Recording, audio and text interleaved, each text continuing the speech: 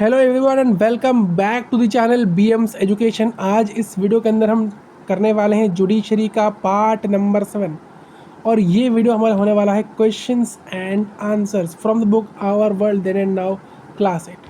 तो आइए दोस्तों स्टार्ट करते हैं जुडिशरी का पार्ट नंबर 7। कुछ क्वेश्चंस आंसर्स हमने प्रीवियस पार्ट में कर लिया था, आज हम उसके बाद से स्टार्ट करेंगे। तो दोस्तों यहाँ तो हम बी पार्ट के बारे में बताएगा। देखिए बी पार्ट यहाँ है, तो बी पार्ट के कुछ क्वेश्चन हमने कर लिए थे, जैसे कि 1 हो गया था, 2 हो गया था, 3 हो गया था, 4 हो गया था। तो आज हम स्टार्ट करने वाले हैं क्वेश्चन नंबर 5 से। आइए दोस्तों क्वेश्चन नंबर 5 की बात करते हैं। In which courts can PIL be filed. जो PIL होता है, PIL ये क्या होता है? Public interest litigation. अब पब्लिक इंटरेस्ट लिटिगेशन जिसको हम प्यार से PIL बोलते हैं, उनको आप कौन से कोर्ट्स के अंदर फाइल कर सकते हो। अब ये PIL क्या है? PIL क्या है दोस्तों? देखिए PIL ये रहा, कहाँ गया PIL? ये देखो क्वेश्चन नंबर 6, PIL और अदर टाइप ऑफ लिटिगेशन के बारे में डिफरेंस बताइए। तो देखिए PIL क्या था, यहाँ पर लिखा गया था इस क्वेश्चन के अंदर, मैंने आपको बताया था PIL क्या होता है। देखिए PIL क्या होता है कि ऐसा ज़रूरत नहीं है कि जो व्यक्ति अफेक्टेड है, जो व्यक्ति सफ़र कर रहा है, वही जाके केस फाइल करे। उसके बिहाफ में कोई और जाके भी केस फाइल कर सकता है। सिंपल सा आपको एग्जांपल देता हूँ। देखो ये एग्जांपल देखो मेरे यार दोस्तों, एक सोसाइटी के अंदर ए से लेकर जेड तक लोग रहते हैं। ए रहता है, बी रहता है, सी रहता है, मतलब मिस्टर ए रहते हैं, मिस्टर बी रहते हैं, मिस्टर सी रहते हैं।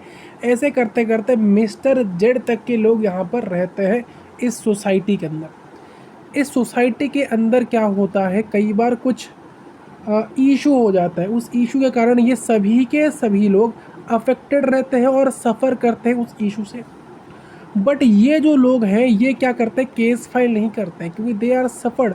ये केस फाइल क्यों नहीं करते? इसके 3 कारण हो सकते हैं।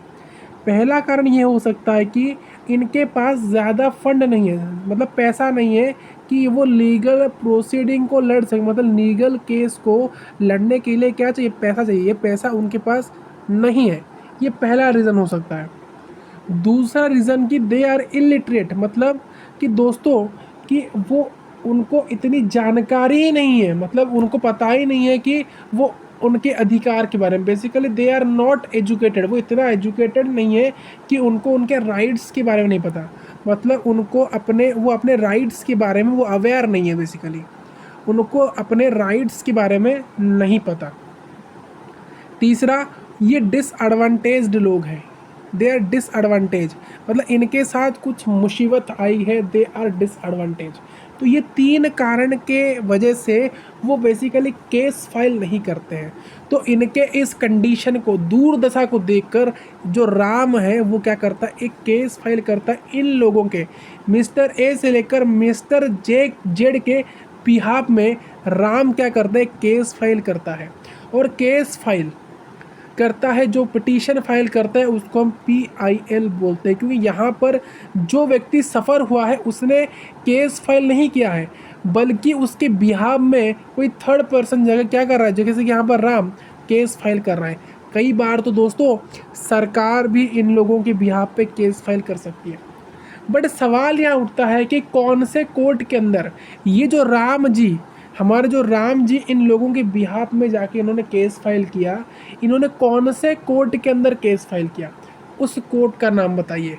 बेसिकली क्वेश्चन में हमको यही पूछा था कि भाई कौन से कोर्ट के अंदर हम PIL को फाइल कर सकते हैं, उसकी जानकारी बताइए दोस्तों, बताइए कौन से कोर्ट के अंदर। आइए तो कौन से कोर्ट के अंदर आप PIL फाइल कर सकते हो? देखिए जो PIL होता है पब्लिक इंटरेस्ट लिटिगेशन होता है। आप इनको फाइल कर सकते हो कहाँ पर? आप इनको फाइल कर सकते हो हाई कोर्ट के अंदर।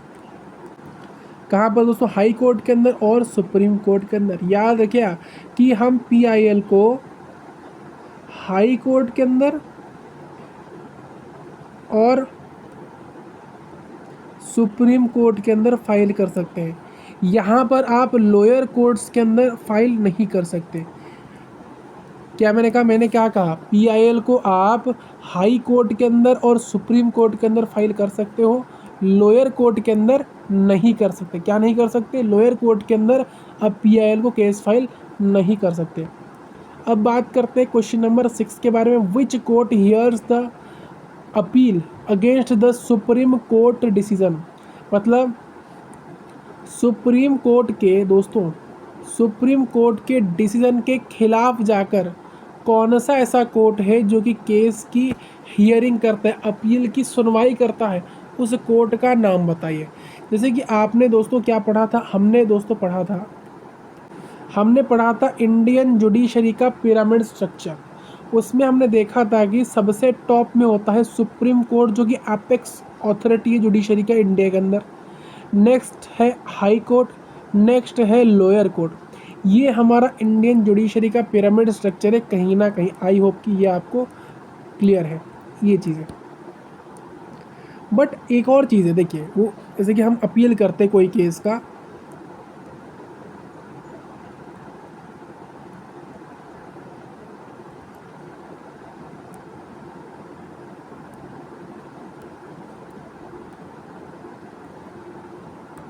देखो मैंने क्या कहा, सबसे टॉप पे सुप्रीम कोर्ट, उसके नीचे हाई कोर्ट, उसके नीचे लोअर कोर्ट। जैसे मान लो कोई केस है जो कि अभी लोअर कोर्ट के पास है, अगर मैंने उस केस का अपील कर दिया, अगर कोई केस अभी लोअर कोर्ट के पास है और मैंने इस केस को यहाँ पर अपील कर दिया, तो ये वाला जो केस है, ये अब लोअर कोर्ट के पास नहीं रहेगा। ये वाला जो केस है अब चला जाएगा अपील के थ्रू हाई कोर्ट के पास। पहले लोअर कोर्ट के पास था, जैसे ही दोस्तों अपील हुआ ये चला गया हाई कोर्ट के पास। ठीक है, अब फिर से हाई कोर्ट के अंदर हमने क्या किया, केस की अपीलिंग करी। फिर से हमने हाई कोर्ट के अंदर केस को अपील करा। अब ये क्या होगा, तो ये जो पर्टिकुलर केस था जो पहले हाई कोर्ट के पास था, अब अपील के थ्रू वो चला गया सुप्रीम कोर्ट के पास। ठीक है सर, सुप्रीम कोर्ट के पास चला गया, बढ़िया बात है, सुप्रीम कोर्ट के पास चला गया, बेस्ट। अब ये क्वेश्चन आपसे पूछ रहा है, मान लो ये जो सुप्रीम कोर्ट के अंदर हमने अपील कर दिया, तो ये जो केस कहाँ जाएगा और कौन इसकी सुनवाई करेगा, केस की हियरिंग कौन करेगा? बेसिकली सवाल तो यही है आपसे। अब मैंने मान लो यहाँ पर फिर से अपील कर दिया सुप्रीम कोर्ट के अंदर, अब ये कहाँ जाएगा? ये जो केस होगा ये किसके पास जाएगा? या हाई कोर्ट के पास चला जाएगा, या फिर लोअर कोर्ट के पास चला जाएगा, या फिर और ऊपर जाएगा? हालांकि ऊपर तो जा नहीं सकता, नीचे भी नहीं आ सकता। आपको पता है ना, जब हम एक पोजीशन से ऊपर चले आते हैं हम नीचे नहीं आ सकते। जैसे कि आपकी एज मान लो अभी 10-11 साल है, या फिर 12-13 साल है। अभी किसी की एज मान लो 12 साल है, वह कल को 13 साल हो जाएगा, क्या वो वापस 12 में आ सकता है? इट इज़ पॉसिबल दोस्तों? नहीं है। वो 14 ईयर हो सकता है, आज कोई 13 ईयर है, वो क्या कल को 12 ईयर हो सकता है, या परसों को हो सकता है, या फिर आफ्टर 1 ईयर हो सकता है? नहीं, बट वो 14 हो सकता है, 14 को तो 15 हो सकता है। मतलब आपको हमेशा ऊपर बढ़ते रहना है। आज आप क्लास 8 के अंदर हो, कल आप क्लास 9 के अंदर जाओगे, इट्स पॉसिबल कि आप कल क्लास 7 में चले जाओगे। एक बार सोचो यार, वही सेम चीज़ है। केस यहाँ से पहले था, केस पहले लोअर कोर्ट के पास था, अब सुप्रीम कोर्ट के पास आ चुका है। क्या केस फिर नीचे जाएगा? क्या आप अपने क्लास से नीचे चले जाते हो? क्या आप अपने एज से नीचे चले जाते हो? नहीं सर, हम तो ऊपर बढ़ते रहते हैं। हम फॉरएवर एक अपवर्ड पोजीशन में चलते रहते हैं। हम ज़िंदगी सर है यही कि हम हमेशा आगे बढ़ते रहेंगे। तो वही बात है, केस नीचे से ऊपर तक आया है, फिर से नीचे नहीं जाएगा। Just like your class and just like your age. तो सर अब क्या होगा? ऊपर बढ़ते रहना है। बट सर इसके ऊपर तो कुछ है ही नहीं, सर इसके ऊपर तो कुछ है ही नहीं। अब क्या होगा सर? इसके ऊपर कुछ है क्या? नहीं है। तो अब क्या हो सकता है? जैसे कि दोस्तों, अगर किसी के ऊपर कुछ है नहीं, किसी के ऊपर अगर कुछ है नहीं, तो दोबारा उस चीज़ को करते हैं। जैसे कि सर मान लो एक व्यक्ति है जिसका नाम है रामू, एक व्यक्ति है रामू। रामू क्या होता है, बहुत बदमाश है, पढ़ाई लिखी ज़ीरो, वो पढ़ता बिल्कुल नहीं है। उसने क्या किया, कक्षा 9वीं का उसने एग्ज़ाम दिया, कक्षा 9वीं का उसने एग्ज़ाम दिया, बिल्कुल पढ़ाई लिखाई नहीं, बिल्कुल मतलब पढ़ाई ज़ीरो, बदमाशी फुल। तो रामू ने 9वीं का एग्ज़ाम दिया, एग्ज़ाम को वो क्लियर नहीं कर पाया, अनफॉर्चुनेटली एग्ज़ाम क्लियर नहीं हुआ, बहुत कम नंबर, किसी में 4, किसी में 10, किसी में 2, तो ऐसे नंबर के कारण उसको क्लास के अंदर, उसको एग्ज़ाम के अंदर फेल कर दिया जाता है मेरे यार, उसको एग्ज़ाम के अंदर फेल कर दिया जाता है, ठीक है, उसको एग्ज़ाम के अंदर क्या कर दिया जाता है, फेल कर दिया जाता है। अब यहाँ सवाल उठता है सर कि अब तो रामू 10वीं में जाने वाला था, अब तो वो फेल है, क्या उसको वो 8वीं भेज देंगे? क्या सर उसको वो क्लास 8 के अंदर सेंड कर देंगे? क्या ऐसा हो सकता है? That's not possible. आपने अगर कोई व्यक्ति 9वीं क्लास में और 9वीं में फेल हो जाता है तो उसको नीचे आप तो भेज नहीं सकते, क्योंकि उसने 8 को भाई बढ़िया से उसने पास करा है, आप उसको नीचे भेज नहीं सकते। अब आप उसको ऊपर भेज नहीं सकते, क्योंकि ऊपर तो कुछ होगा ही नहीं, ये अब तो यहाँ पर व्यक्ति अटक गया है, अब तो आप उसको ऊपर भेजोगे नहीं।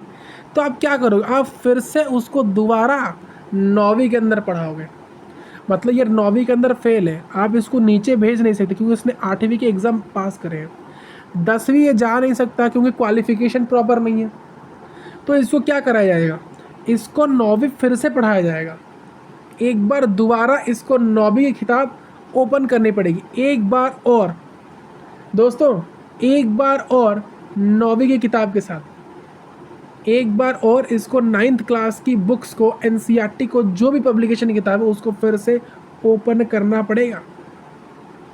क्लियर है? हालांकि वही सेम चीज़ यहाँ पर भी एप्लीकेबल है। अगर कोई केस सुप्रीम कोर्ट के पास, the highest judiciary structure of India, तो उसके ऊपर तो कोई है नहीं, इसके ऊपर कोई है नहीं, nothing is the powerful then judiciary के अंदर अगर देखा जाए तो जुडिशरी के अंदर सुप्रीम कोर्ट से कोई पावरफुल एग्जिस्ट करता नहीं है। अब इसके ऊपर तो है नहीं, नीचे जा नहीं सकता, तो इस केस को एक बार दोबारा सुप्रीम कोर्ट के पास सेंड किया जाएगा, just like the 9th class example. हालांकि ये जो एग्जाम्पल है ज़्यादा रिलेट नहीं कर पाया क्योंकि एक समय के बाद वो 10th में चला जाएगा, बट यहाँ पर वो कभी ऊपर जा ही नहीं सकता। मतलब कि रामू ने इस साल 9वीं फेल कर दिया, बट अगले साल वो 9वीं पास कर गया तो उसको 10th में भेज दिया जाएगा, बट यहाँ पर ऐसा नहीं हो सकता। बट इस पिरामिड स्ट्रक्चर के अंदर ऐसा हो नहीं सकता। एक बार ऊपर चला गया, अब ऊपर वाले ही इसको सॉल्व करेंगे, अब नीचे वाले कुछ नहीं कर सकते। एक बार हायर अथॉरिटी के पास चला गया चीज़ें, तो हायर अथॉरिटी ही उसको सॉल्व करेंगे, बाकी कोई छू नहीं सकता उस चीज़ को। तो जब सुप्रीम कोर्ट के अंदर वो केस चला गया और वहाँ पर फिर से अपील कर दिया गया, तो ये जो केस है ये फिर से आ जाएगा सुप्रीम कोर्ट के पास, फिर से आ जाएगा सुप्रीम कोर्ट के पास। दोस्तों आई होप कि आपको क्लियर होगा। यहाँ पर सुप्रीम कोर्ट के पास दो मतलब डिसीजन है, दो डिसीजन, जैसे कि देखिए सुप्रीम कोर्ट ने जब पहले इस केस को सॉल्व किया था, पहले उन्होंने जब इस केस को सॉल्व किया था उन्होंने कुछ तो जजमेंट दिया होगा। अब जब दोबारा एक बार फिर से जब वो केस फिर से सुप्रीम कोर्ट के पास आया, सुप्रीम कोर्ट चाहे तो वही सेम जजमेंट भी दे सकती है, या फिर उनको लगे तो वो उसके डिसीजन को, उनके जजमेंट को रिवाइज कर सकते हैं, बोले तो चेंज भी कर सकते हैं। आंसर वही है।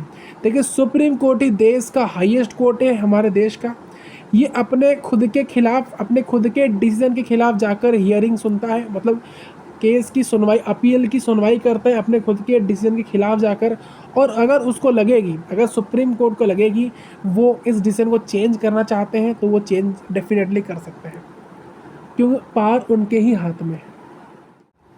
आइए स्टार्ट करते हैं F part, fill in the blanks. Question number 1 क्या बोलता है, the power of dash enables the judiciary to judge whether the government is acting according to the constitution or not।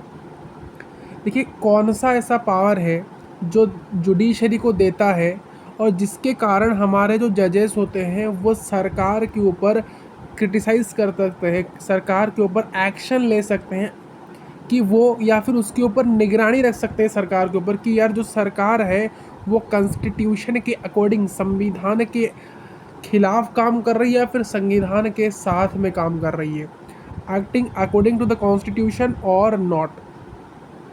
मतलब कौन सी ऐसी चीज़ है जो कि हमारे जुडिशरी को ऐसा पावर देता है जिसके कारण जो जजेस होते हैं वो गवर्नमेंट के ऊपर निगरानी कर सकते हैं, चेक कर सकते हैं कि जो सरकार है वो कॉन्स्टिट्यूशन के अकॉर्डिंग काम कर रही है या फिर नहीं कर रही है। तो इसका आंसर है दोस्तों, इसका आंसर है दोस्तों, क्या इसका आंसर है, the answer is judicial review. जो जुडिशियल रिव्यू है, जुडिशियल रिव्यू हमारे जुडिशरी को अनेबल करता है, मतलब जुडिशरी को पावर देता है कि जिसकी वजह से जो जजेस हैं वो वेदर द गवर्नमेंट चेक कर सकते हैं कि सरकार जो है वो कॉन्स्टिट्यूशन के साथ काम कर रही है फिर उसके खिलाफ काम कर रही है। नेक्स्ट दोस्तों, the dash advises president on constitutional issue, constitutional on constitutional issue, ठीक है, कॉन्स्टिट्यूशनल इशू। द डैश कौन, प्रेसिडेंट को, कौन, द डैश कौन एडवाइस दे सकता है प्रेसिडेंट को कॉन्स्टिट्यूशनल इशू के अंदर, प्रेसिडेंट साहब को मतलब राष्ट्रपति को कौन एडवाइस देता है कॉन्स्टिट्यूशनल इशू के ऊपर। दोस्तों इसका आंसर क्या है, इसका आंसर है सुप्रीम कोर्ट। जो सुप्रीम कोर्ट है वो हमारे प्रेसिडेंट को एडवाइस कर सकते हैं कॉन्स्टिट्यूशनल इशू के ऊपर, ठीक है। क्वेश्चन नंबर 3 की बात करते हैं। क्वेश्चन नंबर 3, 2 और मोर स्टेट में शेयर अ डैश कोड, दो से ज़्यादा स्टेट्स जो हैं वो कौन से हाई कोर्ट को शेयर कर सकते हैं। सिंपल सा क्वेश्चन है मेरे यार। तो इसका आंसर क्या हो जाएगा, इसका आंसर हो जाएगा हाई कोर्ट। मैंने बोला था आपको हाई कोर्ट पढ़ाते समय कि दो से ज़्यादा स्टेट्स का एक सिंगल हाई कोर्ट हो सकता है, और उसी को उसने घुमा के पूछा है कि दो से ज़्यादा स्टेट एक सिंगल हाई कोर्ट को, अपने हाई कोर्ट को शेयर कर सकते हैं।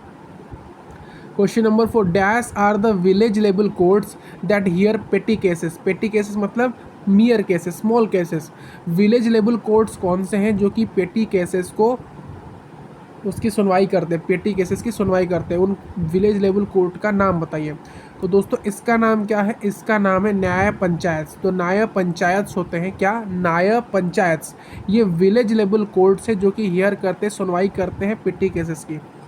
क्वेश्चन नंबर 5 की बात करते हैं। A petition filed by person in the interest of another person in the public in general और the public in general is a dash petition. बोला जा रहा है कि यहाँ पर जिस पिटीशन ने फाइल किया है किसी और के बिहाफ में किया, मतलब जो व्यक्ति सफर्ड है उन्होंने केस फाइल नहीं किया है, बल्कि इन लोगों के बिहाफ में किसी और ने, किसी अदर थर्ड पर्सन ने इनके बिहाफ में केस फाइल किया है।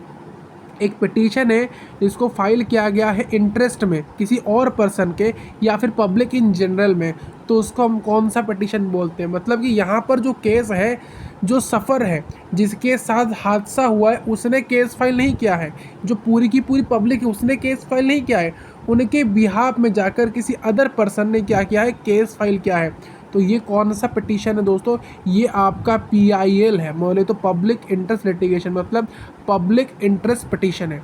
क्या है, पब्लिक इंटरेस्ट पिटीशन। ये आपका फिलिंग द ब्लैंक्स पूरा का पूरा कवर हो गया है। अभी हम करेंगे G part. G part, choose the correct option. यहाँ पर आपको करेक्ट ऑप्शंस को चूज़ करना है मेरे यहाँ, करेक्ट ऑप्शन को चूज़ करना है। आइए सबसे पहला क्वेश्चन, अ सुप्रीम कोर्ट जज retires at the age of, मतलब जो सुप्रीम कोर्ट के जजेस हैं वो कौन से एज में रिटायर करते हैं अपने जॉब से। तो इसका सही उत्तर है 65। ठीक है, 65 के एज में, 65 के एज में जो सुप्रीम कोर्ट के जजेस हैं वो रिटायर करते हैं। 65 is the right answer. Question number 2 क्या बोलता है, अ जज, दो बार हो गया, अ जज ऑफ सुप्रीम कोर्ट और high court can be impeached by an order of, मतलब सुप्रीम कोर्ट के एक जो जज हैं सुप्रीम कोर्ट के या फिर हाई कोर्ट के, उनको इम्प्रीज किया जा सकता है किसके ऑर्डर में, किसके ऑर्डर में दोस्तों, इम्प्रीच का मतलब क्या है? देखिए, इम्प्रीच का मतलब है दोषी ठहराना, किसी के ऊपर संदेह करना। मतलब जज के, मतलब सुप्रीम कोर्ट और हाई कोर्ट के जजेस के ऊपर हम दोषी उनको ठहरा सकते हैं। किसके ऑर्डर में? कौन ऑर्डर देने से हम सुप्रीम कोर्ट के या फिर हाई कोर्ट के जजेस को इम्प्रीच कर सकते हैं या फिर उनको दोषी ठहरा सकते हैं? किसके ऑर्डर में? तो इसका सही उत्तर होगा प्रेसिडेंट। देखिए, प्रेसिडेंट के ऑर्डर से हम सुप्रीम कोर्ट की या फिर हाई कोर्ट के जजेस को इम्प्रीज्ड कर सकते हैं, मतलब दोषी ठहरा सकते हैं। याद रखिएगा, president. Next question number 3, high court does not have, high court के पास कौन सा जुरिडिक्शन नहीं है? ओरिजिनल या अपीलिएट या एडवाइजरी या फिर सुपरवाइजरी? कौन सा ऐसा जुरिडिक्शन है जो हाई कोर्ट के पास नहीं है? तो देखिए, हाई कोर्ट के पास एडवाइजरी जुरिडिक्शन नहीं है। ये जो एडवाइजरी जुरिडिक्शन है ये किसके पास है? सुप्रीम कोर्ट के पास है। और सुप्रीम कोर्ट के पास एडवाइजरी जुरिडिक्शन है किसको देने के लिए? प्रेसिडेंट को देने के लिए ऑन कॉन्स्टिट्यूशनल इशू। तो हमारे हाई कोर्ट के पास क्या नहीं है? एडवाइजरी जुरिडिक्शन नहीं है। क्या नहीं है? एडवाइजरी जुरिडिक्शन नहीं है। क्वेश्चन नंबर की बात करते हैं 4। क्या बोलता है? अ डिस्ट्रिक्ट जज ऑल्सो एक्ट एज, एक डिस्ट्रिक्ट जज ऑल्सो एक्ट एज, मतलब डिस्ट्रिक्ट जज क्या एक और क्या हो सकते हैं? मतलब उनका अदर रोल क्या है? वो मजिस्ट्रेट हो सकते हैं या सब जज हो सकते हैं या फिर वो सेशन जज हो सकते हैं या वो मुंसिफ हो सकते हैं। वो क्या हो सकते हैं? डिस्ट्रिक्ट जज। इनमें से कौन सा एक और काम कर सकते हैं? देखिए, डिस्ट्रिक्ट जज मजिस्ट्रेट नहीं हो सकते, सब जज नहीं हो सकते, मुंसिफ नहीं हो सकते, बट वो सेशन जज हो सकते हैं। एक जो डिस्ट्रिक्ट जज होते हैं वही सेशन जज भी हो सकते हैं। मैंने आपको बोला था कि डिस्ट्रिक्ट के अंदर डिस्ट्रिक्ट जज, डिस्ट्रिक्ट कोर्ट नामक चीज़ नहीं होती। हालांकि क्या होता है? डिस्ट्रिक्ट सिविल कोर्ट और डिस्ट्रिक्ट क्रिमिनल कोर्ट। और जो हाईएस्ट सिविल कोर्ट डिस्ट्रिक्ट के अंदर वो क्या होता है? कोर्ट ऑफ डिस्ट्रिक्ट जज, और इसको बोला जाता है कोर्ट ऑफ सेशन जज। कई बार डिस्ट्रिक्ट जज और सेशन जज क्या होते हैं? सेम होते हैं। तो यही क्वेश्चन आपको वही पूछा कि ये डिस्ट्रिक्ट जज और क्या हो सकते हैं। तो जो कोर्ट ऑफ डिस्ट्रिक्ट जज के अंदर जो जज हैं वही जज जाके कोर्ट ऑफ सेशन जज के अंदर ही बैठ सकते हैं। ठीक है, मतलब कई बार इन दोनों के कोर्ट के जज, जो डिस्ट्रिक्ट का हाईएस्ट सिविल कोर्ट और डिस्ट्रिक्ट का हाईएस्ट क्रिमिनल कोर्ट है, उन दोनों के जज कई बार सेम ही होते हैं। वही डिस्ट्रिक्ट जज ही सिविल कोर्ट के जज बन जाते हैं और सेशन कोर्ट में भी वही जज बन जाते हैं। उनको हम सेशन कोर्ट के जज को हम सेशन जज बोलते हैं। क्वेश्चन नंबर 5 की बात करते हैं, which the following can not be treated as a PIL petition. इनमें से किसको हम PIL पिटीशन ट्रीट नहीं करते हैं? तो देखिए, एक फॉर्मल पिटीशन, देखिए ये भी एक PIL है, ये भी एक PIL है और ये भी एक PIL है। तो ये तीनों के तीनों ही यहाँ पर PIL है। तो यहाँ पर डी ऑप्शन आपका रहेगा सही।